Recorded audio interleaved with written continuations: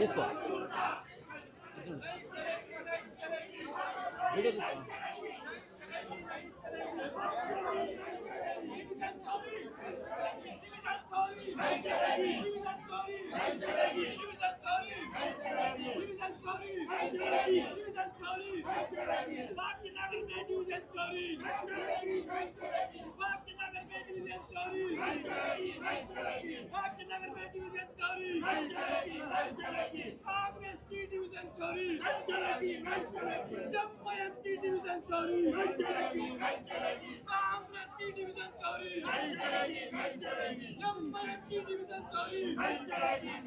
కొత్త డివిజన్లో పోయి ఏ మొఖాలను చూసి అడుగుతాము అంటే పబ్లిక్ మనని గుర్తించే దగ్గరనే పోయి మనం ఇన్ని 5 years కష్టపడ్డదంతా పోతుంది కదా. సో మనని కన్సర్న్లో తీసుకొని వాళ్ళు డివిజన్ పరంగా బైఫర్కేషన్ చేయాలని మేము కోరినాం. ఎంఐఎంకే మరి వాళ్ళు ఫేవరబుల్గా ఉన్నట్టు మాకు అనిపించింది. సో మేము అది క్వశ్చన్ చేస్తాం అంతే. సో చూస్తూ ఉండగా ఇక్కడ ఒక పక్కనేమో కాంగ్రెస్ పార్టీకి సంబంధించినటువంటి వాళ్ళందరూ కూడా ఇక్కడ ఇచ్చి వెళ్ళిపోవడం జరిగింది. సో ఇక్కడ ఏమో మిగతా ఉన్నటువంటి బీజేపీ పార్టీకి సంబంధించినటువంటి నాయకులు, బీజేపీ పార్టీకి సంబంధించినటువంటి కార్పొరేటర్లు మాత్రం ఈ సంబంధించినటువంటి ఒక మ్యాప్ను పట్టుకొని ఏ విధంగా ఈ మ్యాప్లో ఉన్నటువంటి వీటన్నిటి కూడా చూపెట్టుకొని ఎక్కడెక్కడ ఏ డివిజన్లో ఎట్లా ఏ విధంగా ఈ నష్టపోతూ ఉన్నటువంటి అంశాన్ని పదే ఇక్కడ మాది సైదాబాద్ డివిజన్ 88, 89 ఉంది. ఇక్కడ చూడండి ఈ డివిజన్ కూడా ఒకటేమో పెద్దది చేసినారు, ఒకటేమో చిన్నది చేసినారు. అందులో చూడండి ఒక దాంట్లో 24 బూత్లు వచ్చినాయి, ఒక దాంట్లో 34 బూత్లు వచ్చినాయి. మీరు యాజ్ పర్ పాపులేషన్ చేసినామంటారు. ఏ పాపులేషన్ ఏ విధంగా చేశారు? ఇదంతా కూడా ఎంఐఎం వాళ్ళకు అనుకూలంగా వాళ్ళకు సరితూగేటట్టు చేసేటటువంటి ఇది మాది సైదాబాద్ డివిజన్ అండి. కొత్తగా ఎన్ని డివిజన్లు ఏర్పాటు చేస్తారు? 2 డివిజన్లు చేశారండి. ఒకటి సైదాబాద్ చేసినారు, ఒకటి ఆస్మాన్ గఢ్ చేశారు.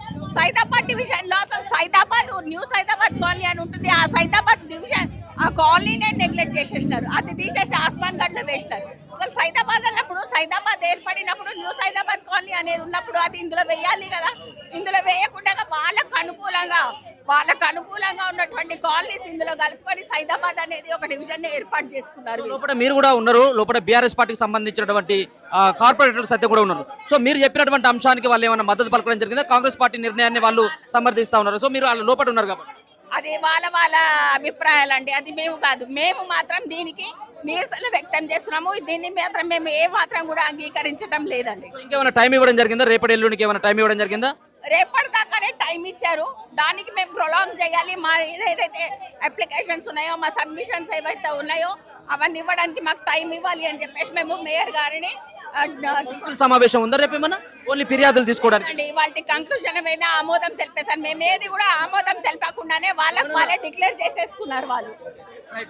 సో ఇక్కడ చూసుకోవచ్చు, ఇక్కడ ఉన్నటువంటి వీళ్ళందరూ కూడా బీజేపీ పార్టీకి సంబంధించినటువంటి కార్పొరేటర్లే ప్రధానంగా వాళ్ళు ఒకటే డిమాండ్ చేస్తూ ఉన్నారు.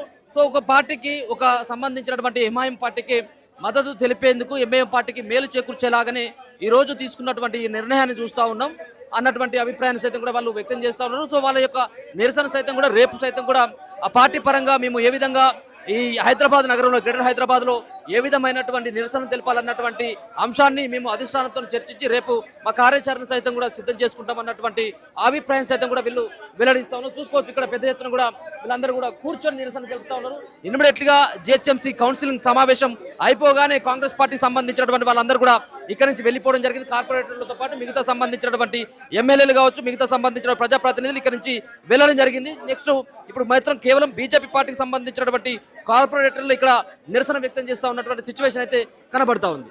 ఎవరైతే వందే మాతరంకి కూడా లేచి నించోని వాళ్ళు, భరత్ మాతాకి జై అనని వాళ్ళు, రాష్ట్ర గీతానికి కూడా లేచి నించోని వాళ్ళు అట్లాంటి చేతులలో హైదరాబాద్ని పెడతాము అని అంటే ఎవరు కూడా ఊరుకోరు.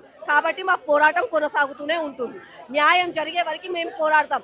కాంగ్రెస్ వాళ్ళ భూముల ధరలు పెరగడానికి, ఎంఐఎంకి మేయర్ సీట్ ఇవ్వడానికి అని చెప్పి విభజన చేయడం కాదు, నిజంగా కూడా ప్రజల న్యాయం కోసం విభజన చేస్తే మేము స్వాగతిస్తాం. అంతేగాని ఒక రాజకీయ లబ్ధి కోసం చేస్తానంటే మాత్రం మేము స్వాగతించాం. మేము ఇలాగే చేస్తాం, కోర్టు మెట్లు కూడా ఎక్కుతాం. ఎలాంటి సమీకరణాలు ఉన్నాయి? మీరు ముస్లింలకే మేలు చేకూర్చేలాగా ఉందని చెప్పడానికి మీ దగ్గర ఉన్నటువంటి ఆధారాలని వేటి చూపెట్టి మీరు వాటిని ఆ డిమాండ్ మీరు తెర మీదకి తీసుకొచ్చారు? చూడండి, ఇప్పుడు చాంద్రాయన్ గుట్ట, చార్మినార్, ఓల్డ్ సిటీ ఏవైతే ఏరియాస్ ఉన్నాయో అక్కడ డెవలప్మెంట్ జరగదు. అక్కడ కొత్త రోడ్లు రావు, కొత్త ఫ్లైఓవర్లు రావు, కొత్త బిల్డింగ్లు రావు, కొత్త కంపెనీలు రావు. అలాంటప్పుడు జనాభా ఎలా పెరుగుతుందండి? అక్కడనేమో ఒక్కొక్క డివిజన్, ఇప్పుడు ఎంఐఎం రూలింగ్ డివిజన్లో ఒక్కొక్క డివిజన్లో మూడు డివిజన్లు చేశారు. అదే శివారు ప్రాంతాలలో ఒక్కొక్కటి ఎన్నో పెద్ద పెద్ద డివిజన్స్ ఉన్నాయి. ఆ డివిజన్లలో మాత్రం లక్షల పైగా జనాభా వస్తుంది. మళ్ళా డెవలప్మెంట్ అవుతూనే ఉంది. స్కై రాకెట్లంత అపార్ట్మెంట్లు కడుతున్నారు.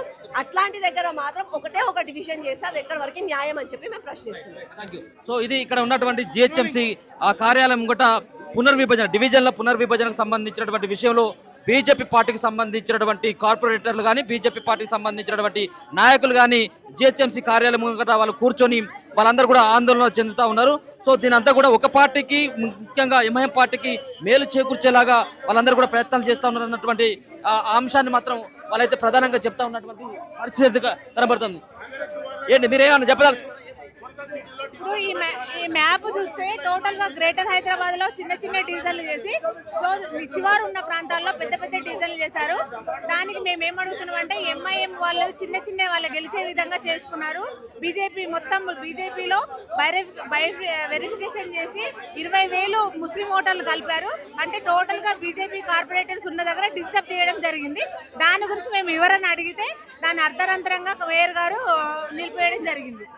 ఏమైనా టైం ఇచ్చినా లేకపోతే ఈ రోజు వరకు చివరిగా అంటే రేపటి వరకే లాస్ట్ డేట్ అని చెప్తున్నారు. మేము ఏం చెప్పారంటే డిమాండ్ చేస్తున్నాం, 7 రోజులు సరిపోదు.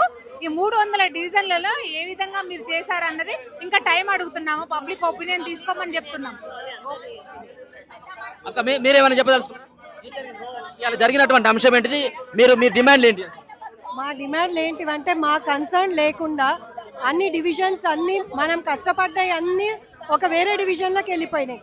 మనం ఉండబోతా ఉంది. రేపు పార్టీ పరంగా ఇంకేమైనా నిద్ర కార్యక్రమాలు చేపట్టేటువంటి అవకాశం ఉందా? ఏంటి డిమాండ్?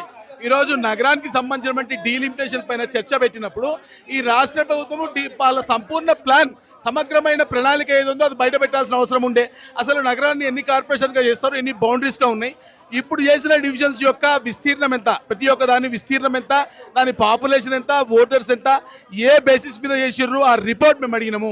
ఆ రిపోర్టు పెట్టకుండా, ఆ డేటా ఇవ్వకుండా, మ్యాప్స్ కూడా ఇవ్వకుండా, వాళ్ళ ప్రణాళిక ఏదో కూడా చెప్పకుండా ఈ రాష్ట్ర ప్రభుత్వము కేవలము ఎంఐఎంకి, కాంగ్రెస్కి అనుకూలంగా డివిజన్లు పంచడాన్ని, అదేవిధంగా భవిష్యత్ తరాలు నష్టపోయే విధానం కూడా ఆలోచించకుండా ఈరోజు గ్రీన్ జోన్లు దెబ్బతింటున్నాయి. అదేవిధంగా పర్ఫెరల్ ఏరియాస్లో మరి రోడ్లు కూడా బాలేవు. అవి ఏ విధంగా మ్యాచ్ చేస్తారు? ఎటువంటి ప్రణాళిక లేకుండా ఈరోజు డీలిమిటేషన్ జరుగుతుంది. దానిపై చర్చ జరపాలని మేము కోరితే చర్చ జరపడానికి మేయర్ గారు నిరాకరించారు. డేటా ఇవ్వడం కూడా ఇవ్వట్లేదు కాబట్టి పూర్తి స్థాయిలో మరి దాన్ని వ్యతిరేకిస్తున్న ఈరోజు మేము నిరసన వ్యక్తం చేయడం జరిగింది. ఇక్కడ ఉన్నటువంటి వీళ్ళు కార్పొరేటర్లు అందరూ కూడా చెప్తున్నటువంటి అంశం, ఒక పక్కన కౌన్సిలింగ్ సమావేశంలో సైతం కూడా వాళ్ళ డిమాండ్ని మేయర్ ముంగట పెట్టడం జరిగింది. ఇక్కడ ఉన్నటువంటి కమిషనర్ సైతం కూడా వీళ్ళు విన్నవించడం జరిగింది. అయినప్పటికీ కూడా ఎక్కడ కూడా వీళ్ళు ఇచ్చినటువంటి ఏవైతే ఫిర్యాదులను వీటిని పరిగణలోకి తీసుకుంటానే కౌన్సిలింగ్ సమావేశాన్ని కూడా ముగించడం జరిగింది. మా యొక్క డిమాండ్లను పరిష్కరించేంత వరకు కూడా మా కార్యాచరణ కూడా ఉధృతం చేస్తామన్నటువంటి అభిప్రాయాన్ని సైతం కూడా వీళ్ళంతా కూడా వ్యక్తం చేస్తూ ఉన్నారు. వీళ్ళంతా కూడా నినాదాలు చేస్తూ ఉన్నటువంటి సిచ్యువేషన్ అయితే కనబడతా ఉన్నారు. ఏం డిమాండ్ చేయదలుచుకున్నారు? ఎందుకు ఈ యొక్క నిరసన? ఈ రోజు భారతీయ జనతా పార్టీ నోరెత్తనీయలేదు. కౌన్సిల్లో ఈ డీలిమిటేషన్ ఎవరం కూడా మా ఒపీనియన్స్ తీసుకోకుండా, ప్రజాప్రతినిధుల ఒపీనియన్ తీసుకోకుండా, ప్రజల ఒపీనియన్ తీసుకోకుండా అన్ఫేర్ డీలిమిటేషన్స్ చేసిర్రు. మేము ఒకటే అడుగుతున్నాము, కమిషనర్ గారిని, మేయర్ గారిని, ఎప్పుడైతే గవర్నమెంట్ ఆఫ్ ఇండియా మీకు December 31 డెడ్ లైన్ పెట్టిందో సెన్సస్ ఫ్రీజింగ్ కి, ఇన్ని 8 నెలలు ఎందుకు పండుకున్నారు? ఇప్పుడు సడన్ గా లేచి వారం రోజుల క్రితం చేసి డీలిమిటేషన్స్ 4 గోడల మధ్యలో ఎందుకు తీసిండ్రు? ఇక ఈ డీలిమిటేషన్స్ ఏ ప్రతిపాదికన చేసిరు? పాపులేషన్ ని తీసుకున్నారా? జాగ్రఫికల్ ఏరియా తీసుకున్నారా? కేవలము ఎంఐఎం వాళ్ళని మెప్పించడం కోసము వాళ్ళని చిన్న చిన్న డివిజన్స్ గా విభజించి వాళ్ళకు 20,000 ఓటర్లు, 30,000 ఓటర్లు చేసి వాళ్ళు గెలిచేలాగా కావాలని కాంగ్రెస్ వాళ్ళ తొత్తు వాడుతుంది. సో దీనికి మేము బీజేపీ వాళ్ళందరం మేమందరం కూడా అబ్జెక్ట్ చేస్తున్నాము. ఈ రోజు మేయర్ గారు అందుకే కోపం వచ్చింది. మీరు అందరి మ్యాప్లు చూడండి, వాళ్ళ రిలీజ్ చేసిరు. ఒకటి ఇంత పెద్ద ఏరియా ఉంది, ఒకటి ఇంత చిన్న ఏరియా ఉంది, డిఫరెంట్ పాపులేషన్స్ ఏరియాస్ ఉన్నాయి. సో ఎక్కడ కూడా వాళ్ళు జస్టిఫికేషన్ చేయలేరు.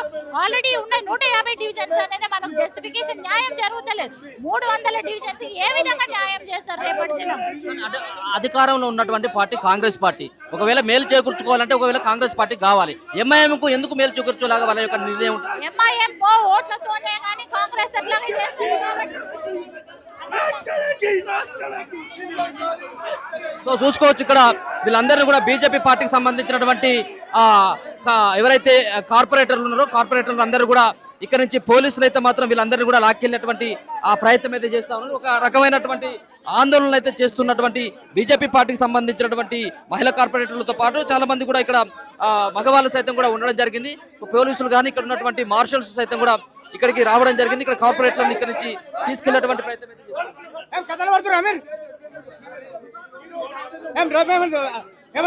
ఇబ్బంది పెడుతున్నాం. ఏమైనా నిజంగా కూడా తెలిపోతా లేపుతున్నామేమో